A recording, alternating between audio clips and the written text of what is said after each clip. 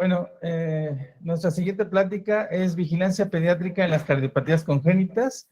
La presenta el doctor Alberto Zárate Puentes. Él es cardiólogo pediatra, intervencionista por el Hospital Infantil de México. Actualmente es el jefe de servicio de cardiología pediátrica en el Hospital Regional Licenciado Adolfo López Mateos.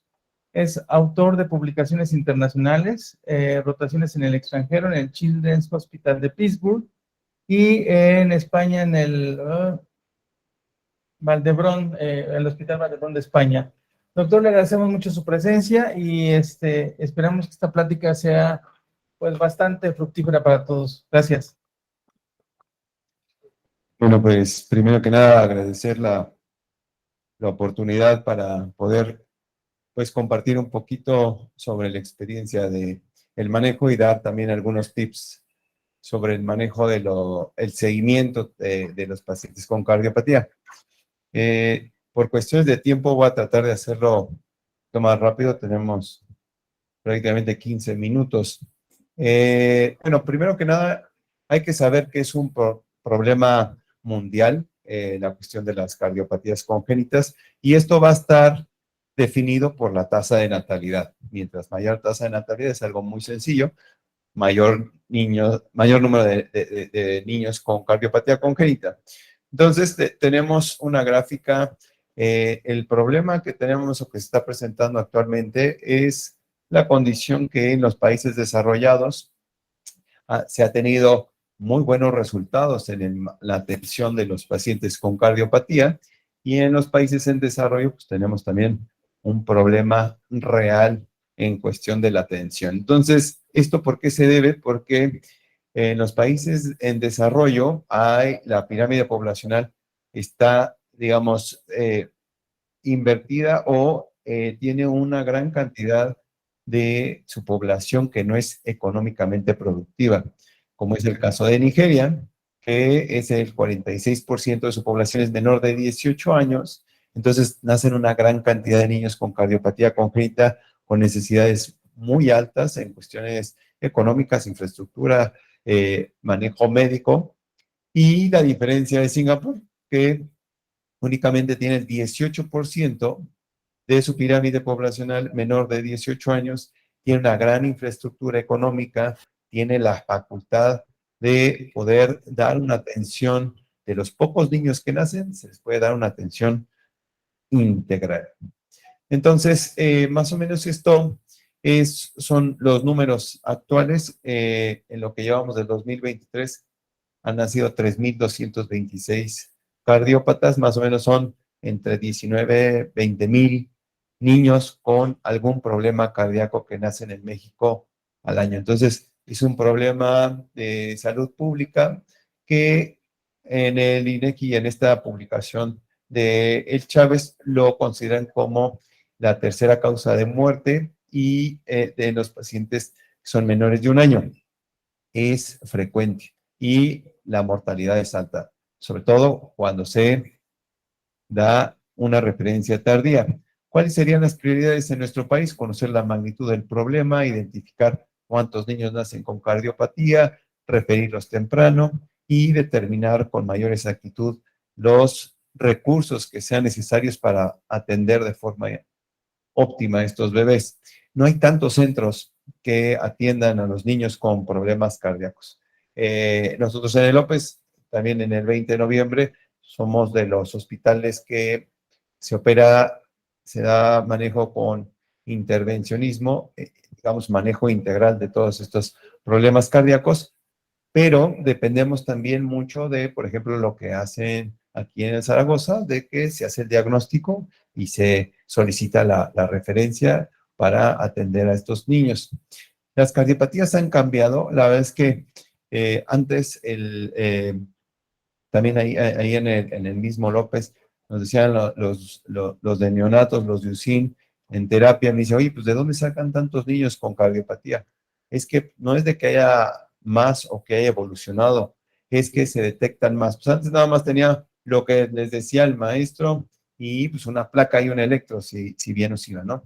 Actualmente tenemos ya figuras holográficas con las cuales se puede planear, completar el protocolo diagnóstico y a través también de la resonancia magnética, reconstrucciones tridimensionales, podemos programar la intervención, ya sea percutánea o por cirugía. Esto también se ha llevado a otros terrenos, que es por ejemplo, las linfangiografías para pacientes con cirugía univentricular, un poco más complejos, pero aquí como dice la doctora, ya se cambió toda la... Pero miren, a lo que voy, se ve muy bien, es unas tomografías de ultra alta resolución. Fíjense el detalle, este es un paciente con tetralogía de Fallot y este es el músculo desviado. Vean el detalle anatómico, las válvulas, la tricúspide, las inserciones. Esto es lo de hoy. O sea, esto es como se está haciendo la reparación o el tratamiento de las cardiopatías actualmente en el mundo. Se requiere de un manejo multidisciplinario. Nosotros ahí en el López empezamos 3 cardiólogos, una cirujana, después se integró otro ecocardiografista. Tenemos ahorita un ecocardiografista fetal que se hace ya diagnóstico prenatal. Tenemos una sala de hemodinamia y se agregó también el doctor Max para completar el protocolo y el equipo quirúrgico. Entonces, no es nada más una persona que pueda poder resolver. Y los doctores son electrofisiólogo, intervencionista también en adultos, que actualmente se resuelven de manera integral todos los pacientes. Un punto importantísimo antes de pasar como tal a la cuestión de lleno del seguimiento, es importante tener muy claro cómo se van dando las cosas en el mundo, ¿no? Desgraciadamente en nuestro país vamos un poco atrasados, pero nuestra obligación como pediatras es tener claro o tener una idea qué se está haciendo en el primer mundo. Y actualmente hay mucha evidencia ya científica que demuestra que el diagnóstico prenatal mejora la supervivencia de los pacientes con cardiopatía congénita. Si nosotros entrenamos a los ginecólogos y cualquier duda que tenga el ginecólogo en la cuestión estructural del corazón, nos manda para hacer una evaluación ecocardiográfica fetal, podemos de forma prenatal dar consejo a los padres, planificar el parto o cesárea en un centro terciario e incluso se han hecho algunos procedimientos, la verdad es que es complicado, intervencionismo fetal hablando de problemas cardíacos. ¿Cuál sería, porque esto es lo ideal, ¿no? ¿Cuál sería un objetivo muy cercano, que esto también seguramente lo va a comentar Perla en lo del tamiz, pero nuestro objetivo del ISSSTE, y lo comentábamos ahí de repente en algunas reuniones con el 20, Darío, el Quirós, son los que estamos más cerca, pues realizar el tamizaje cardíaco a todos los pacientes. Sabemos que hay dispositivos especiales o ideales para hacer el tamiz, pero si tienes un oxímetro, pues hay que tratar de hacer el tamizaje. ¿Cómo se hace? Hacer una saturación o una determinación de la oximetría preductal y otro postductal. Si la saturación está arriba de 95% y hay una diferencia menor de 3, el niño no tiene ningún problema. Si tenemos esa saturación de 90 y 94 o una diferencia mayor del 3% entre la oxigenación de la mano y del pie, hay que repetir nuevamente el estudio en 1 hora y posteriormente, si se persiste esta saturación entre 90 y 94 o persiste esta diferencia entre la mano y el pie mayor a 3%, se hace un eco. De igual forma, si la saturación en la oximetría está bajo de 90, hay que hacerle ecocardiograma. Este es un dispositivo que se llama ELIP, es de la empresa Máximo, que pues ya nos da paso a paso. La verdad es que esto está muy sencillo, está muy práctico. Ahorita lo tenemos en el López, y ya también lo tienen. Ayer me dio mucho gusto que en el Quirós también ya lo adquirieron. En el López se organizaron los neonatólogos, no sé en el Quirós cómo le han hecho, pero sí aumenta la sensibilidad y nos da mejores resultados el tener un equipo ideal. No es que no se pueda hacer con otros, pero si se puede hacer con un Máximo, es el autorizado por la FDA y tiene mucho menor índice de error.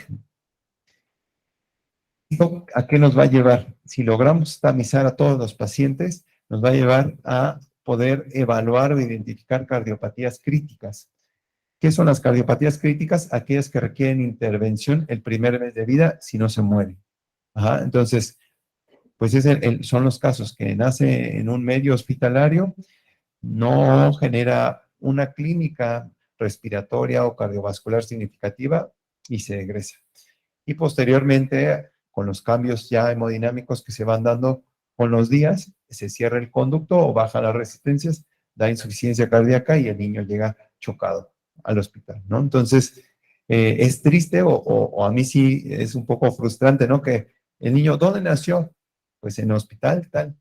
Ajá, entonces, en un medio hospitalario con enfermeras, camilleros, médicos internos, residentes, y eso pasa en todo el mundo, ¿eh? No nada más aquí. Pero la verdad es que ya cada vez pasa menos, pues gracias a esto, si nosotros hacemos el tamizaje a todos los pacientes. Podemos determinar cardiopatías graves, ventrículo isquémico hipoplásico, atresia pulmonar, transposición, interrupción. La verdad es que tiene grandes ventajas, porque esto es publicado por la doctora Granelli desde el 2005 en Suecia, donde se inició todo esto del tamizaje. Ya tienen años haciéndolo y ellos sí recomiendan los oxímetros de nueva generación, que son Masimo o Nelcor. Ningún paciente murió sin diagnóstico, o sea, todos llegan, porque la muerte de cuna, pues pueden ser muchos cardiópatas que no se detectaron. Entonces, esto es le llaman los gringos standard of care, o sea, un manejo que nos va a dar calidad en la atención. Hoy, se estima que el 85% de los niños nacidos con cardiopatías congénitas sobrevivirán hasta la vida adulta.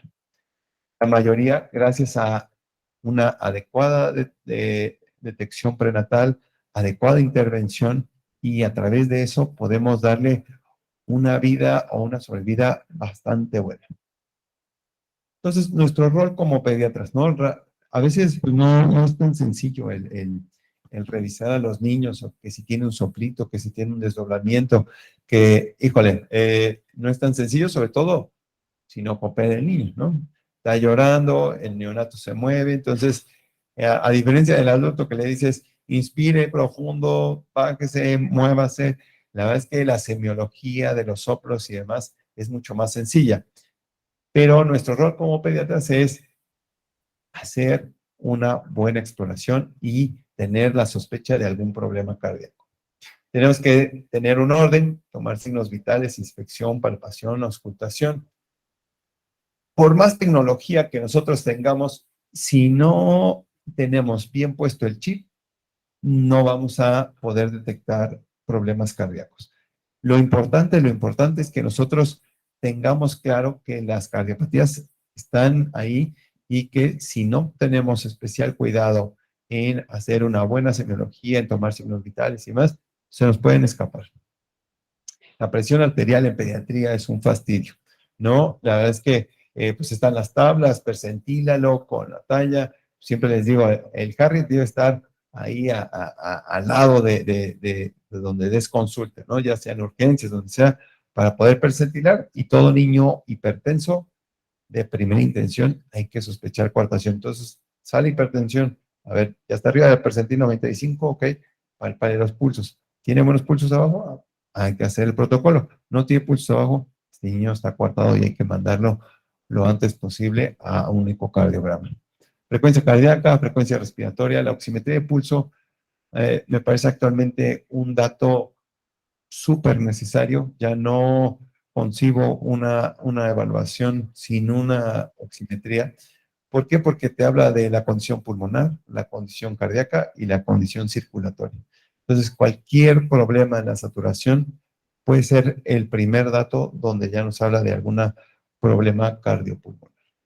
En la inspección podemos encontrarnos diferentes patrones y coloraciones, sobre todo un niño cianótico, lo que tienes que primero que pensar es en un paciente con cardiopatía.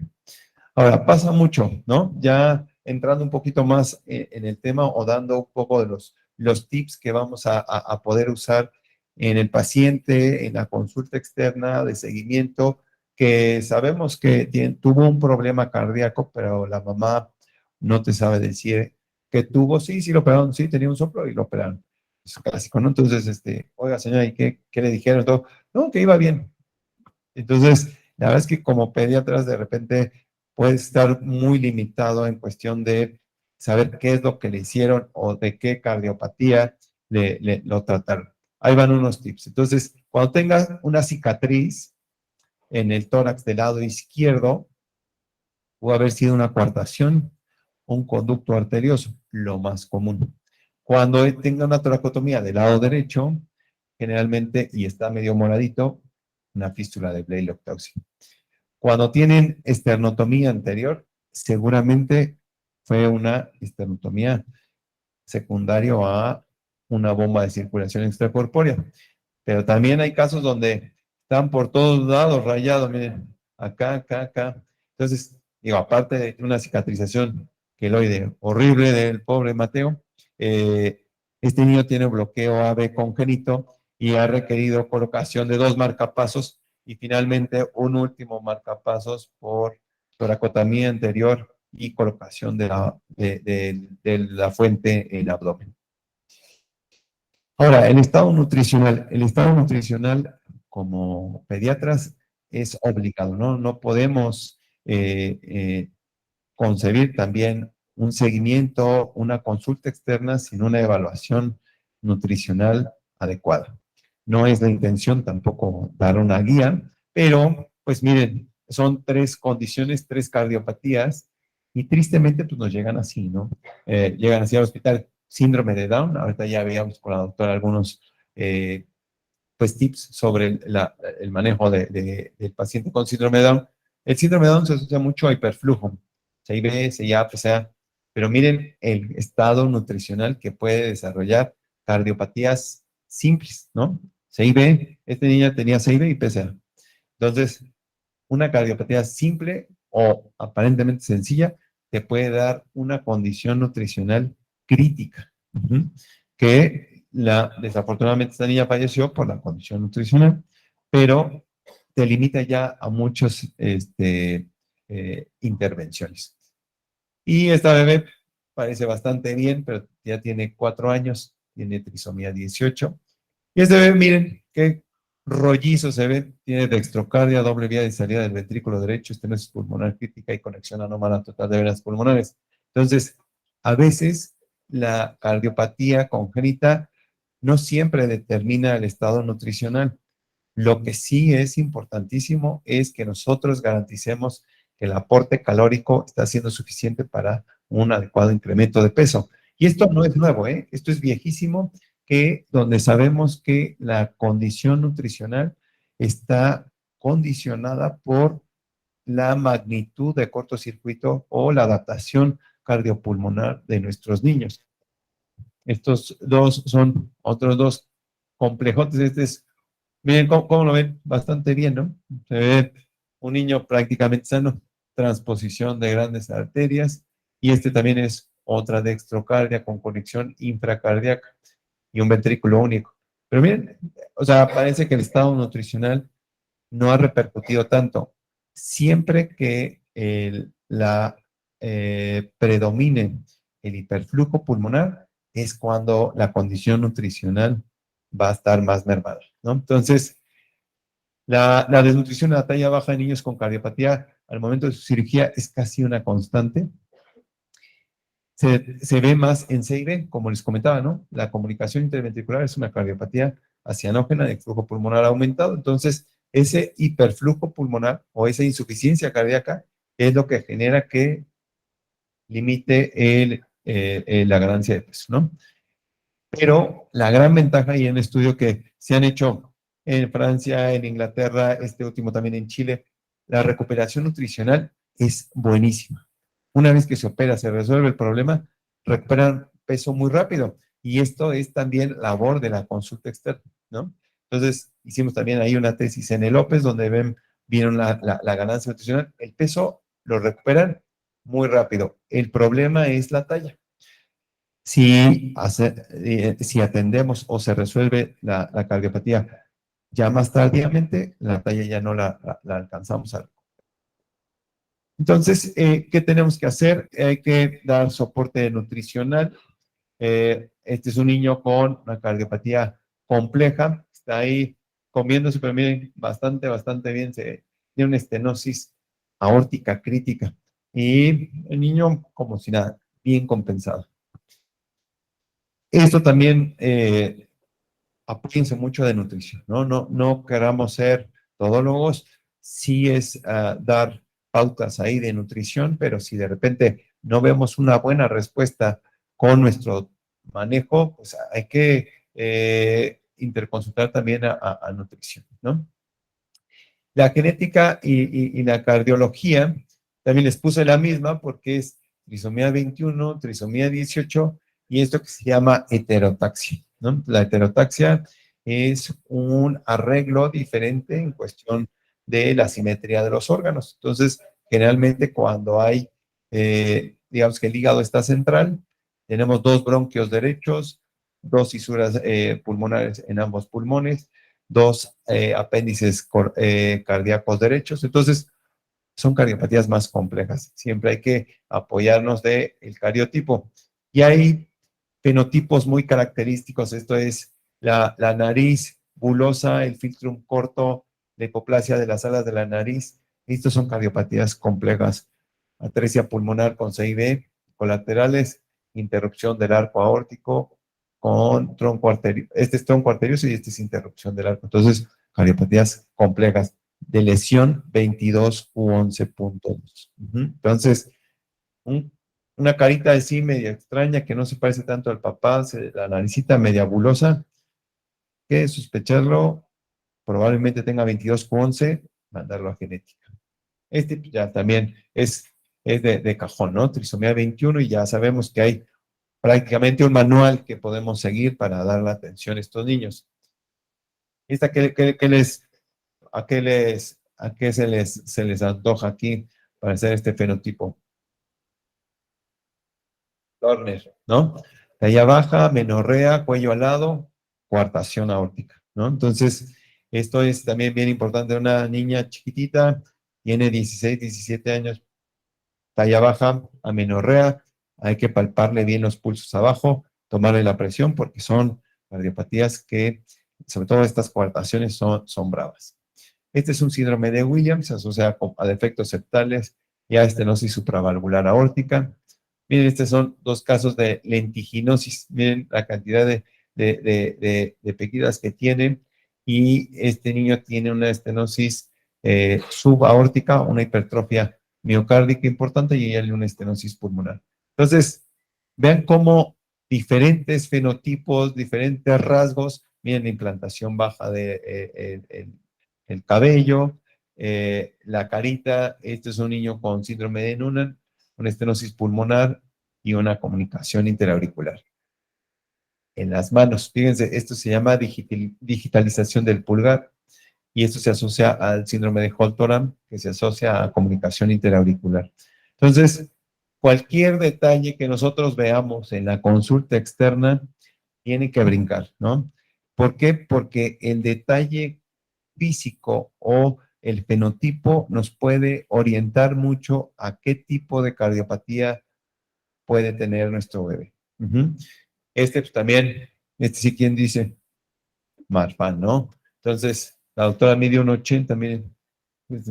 No, no es cierto, está chaparrita, pero este niño ya tiene un recambio valvular y es de Acapulco, hijo también de una doctora, y miren la hiperlaxitud que presenta, colapsación de cristalino, dilatación de la raíz aórtica, que en muchas ocasiones requiere cambio valvular.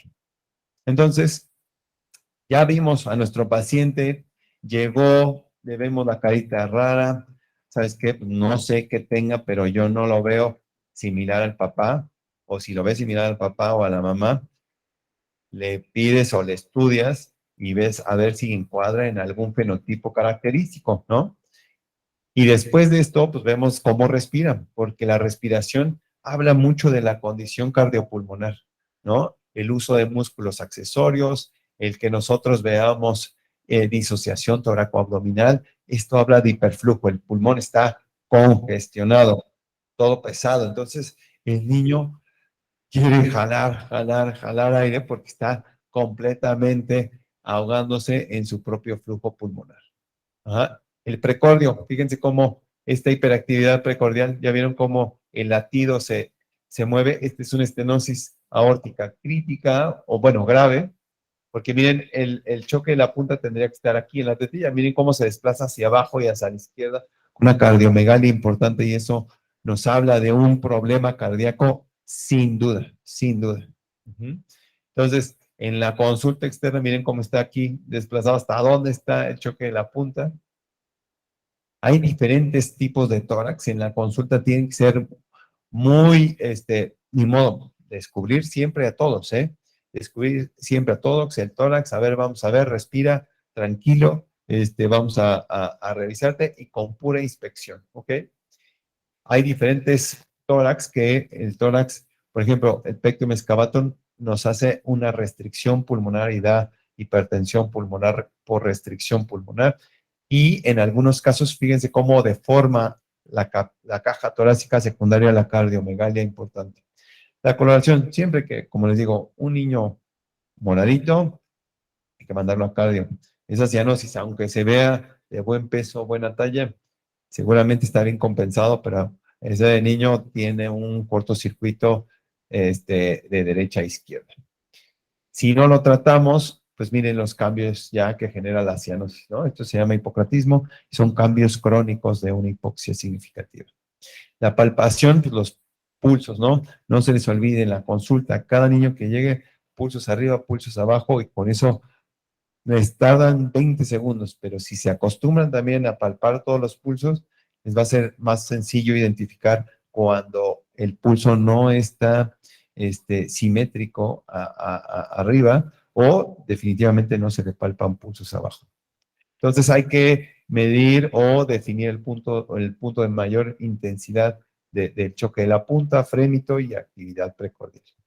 Entonces siempre les digo a todos los rotantes residentes, ¿no? Ventrículo izquierdo en el cuarto espacio intercostal, con la mano bien abierta, y el ventrículo derecho en la línea parasternal izquierda.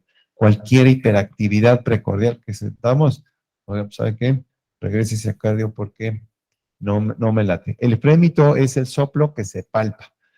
La auscultación ha mejorado muchísimo. Con esto ya hay actualmente estetoscopios electrónicos. Lo importante es escucharlo y saber que a partir del grado 4 tiene frémito. Ajá. Entonces, grado 4 es frémito. De abajo, de ahí para abajo, pues puede ser que el interno apenas lo escuche y es un grado 3. Está bien. No criticamos, pero el chiste es que lo escuchen. Ajá. Que lo escuchen y que lo traten de definir. En pediatría de repente no usamos tanto los focos, sino nada más describimos soplo sistólico grado 2 de 6 en segundo espacio intercostal con irradiación a cuello, ¿no? Entonces, esa es la cuestión. Entonces, ¿qué escenarios nos podemos encontrar en la consulta externa? Pacientes con defecto residual. ¿Ya lo operaron? ¿Dónde lo operaron? No hay ningún cirujano de tórax aquí, ¿verdad? Está bien. Entonces, ¿lo operaron y qué? Le dejaron una 6B y le dejaron un hoyito ahí. Ok, está bien. Entonces, ya lo operaron y todavía le escuchas un soplote, ¿no? ¿Qué pasó? Defecto residual. Hay que ver qué tanta repercusión le está generando ese defecto residual. Pacientes con paliación definitiva. Pacientes que no son candidatos a una corrección quirúrgica o que la condición, ya sea neuronal o condición genética, no los hace candidatos para una intervención de bomba. Entonces, por ejemplo, tenemos esta niña que parecía, esta Sophie, tiene trisomía 18 y una 6B muy grande, muy desalineada y tiene su cerclaje o un bandaje en la pulmonar y está bastante estable. Entonces, esto es una paliación, pero ya prácticamente definitiva. Y en los pacientes con programa de intervención en múltiples cirugías. Una atresia pulmonar con un ventrículo derecho hipoplásico, un falote extremo, un tronco arterioso. Todas esas cardiopatías que requieren varias intervenciones seguramente tienen en algún momento de la vida o en la revisión en la consulta, pues lo van a escuchar y ¿qué le hicieron? ¿Cuántas veces lo han operado? No, pues que dos, y todavía tiene un soplote, pues sí. Entonces, esos pacientes que van a fisiología univentricular, que primero se hacen fístula o estén en el conducto, y después el Glenn, y después el Fontan, entonces son pacientes que al menos hasta los 4 años están en una vigilancia muy estrecha.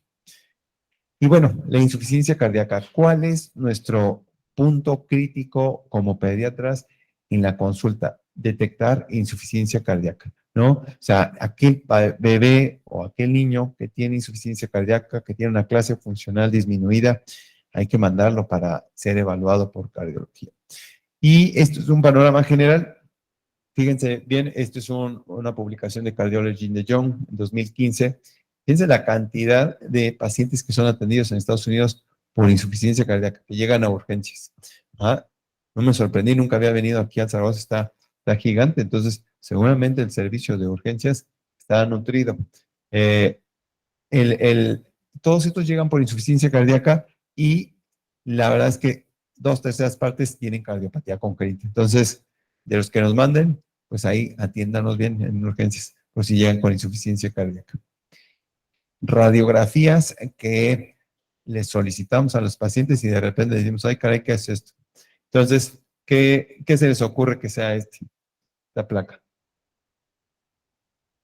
Algún voluntario. Esta es una malla que está en la aorta. Un paciente adolescente con coartación aórtica grave, con algo de escoliosis, que requirió una malla para poder resolver su problema congénito.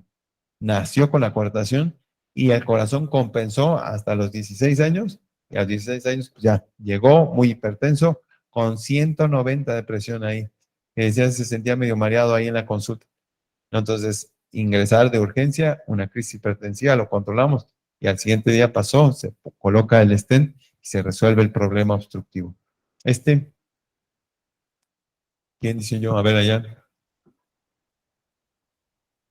¿Qué es esto? Un marcapasos, ¿no? Entonces es un bloqueo AB congénito, está muy chiquito, miren la proporción, es un marcapasotes ahí, entonces es un bloqueo AB congénito en un neonato. Este aro aquí, fíjense bien, cuando tengan estas alambres aquí en el medio, es que ya le hicieron toracotomía. Es un paciente con atresia pulmonar y un tubo, Hancock se llama, era una atresia pulmonar con SOIB y se le puso un tubo del ventrículo derecho a la pulmonar y así es como se ve radiográficamente. Este es un dispositivo de conducto, este es un dispositivo de CIA. Entonces, fíjense bien cómo pueden tener todos los pacientes con alguna intervención en estos tres, en todos, bueno, a menos, a pesar de solo este, va a tener una cirugía o una cicatriz anterior, pero el resto de todos estos no van a tener ninguna cicatriz. Solo va a ser 2 piquetitos acá en la ingle. Entonces, aguas. Entonces, si no, si dice, sí, lo intervinieron por cateterismo, pues pídanle una placa, ¿no? Y pues ya pueden orientarse, no, pues es un marcapaso, pues fue una coartación, y ya tiene un stent ahí, o tiene un dispositivo de conducto ahí en la pulmonar, o tiene un dispositivo intracardíaco, que es la comunicación interauricular. Entonces, eso les ayuda mucho. Pues el electro, ya casi ya terminamos. El electro, este es un caso de QT largo. Miren cómo la repolarización completamente anormal. Aguas con los QT largo, porque este niño se desmayaba, hacía muertes súbitas, tuvo como 5 muertes súbitas asociado a sonidos intensos, ¿no? Entonces, chequen bien electrocardiograma, midan el QT. Y si esto les llama la atención, mándenlo al cardiólogo. Igual preexcitación, síndrome de Wolff-Parkinson-White, taquicardia supraventricular. Chequen bien patrones electrocardiográficos, preexcitación y QT largo es básico en pediatría y para la evaluación de los pacientes. Después, cuando se pone más compleja la cosa, pues ya nos apoyamos un poco en la tomografía, en algunas pruebas de esfuerzo. Este es el niño, el bebecito de la coartación que tiene ahí la malla. Hay que hacer pruebas de esfuerzo para ver la reactividad vascular si no quedan hipertensos. El ajuste de tratamiento, este es el cateterismo de ayer, es un paciente con Fontan. Entonces, son cardiopatías bastante compleja, es un ventrículo único y ya está paliado, la verdad es que se ve muy bien la circulación. Como pediatras tenemos que hacer ajustes, ¿no? A ver, unas recomendaciones sencillas. Paciente ya corregido, que no le escuchan soplo, se ve cardiomegalia en la placa, hay que dar IECA y espironolactona. Está muy bien estudiado que el IECA y el espiro ayudan o favorecen la remodelación cardíaca y con eso vamos a tener una mejor remodelación cardíaca unos 6 meses después de la cirugía. Si tiene algún defecto residual y todavía lo vemos respirar un poquito alto, si la ganancia de peso no ha sido óptima, déjenle todavía diuréticos o ajustenle el diurético porque seguramente se fueron de su centro con diurético. Entonces, ajustenle el diurético de acuerdo al peso en cada visita. No suspendan el beta bloqueador de golpe. Ajá. Entonces, no, que ella se siente muy bien, doctor, que se lo pusieron ahí en el López y que yo la veo muy bien, no he tenido ninguna palpitación y todo. Aguas con el beta bloqueador porque voy a dar crisis ahí hipertensivas y también sacarnos ahí un poco del ritmo. Y aspirina, mantener. Esto es una circulación pasiva. Fíjense cómo la llegada de las venas a la arteria pulmonar es únicamente un flujo pasivo. Entonces, todos los niños con flujo pasivo hay que dejar aspirina y los pacientes con cianosis. La profilaxis ante endocarditis, el último punto. Ajá. No podemos pasar, miren nomás esta muelita ahí, en paciente con CIB. No podemos dejar pasar el aseo dental y especialmente en los niños con problemas cardíacos. ¿No? Hay una, así la buscan ahí, es la cartilla de endocarditis, viene bien ahí para imprimirse a los pacientes, viene el tratamiento y está avalado por la American Heart. Muchas gracias.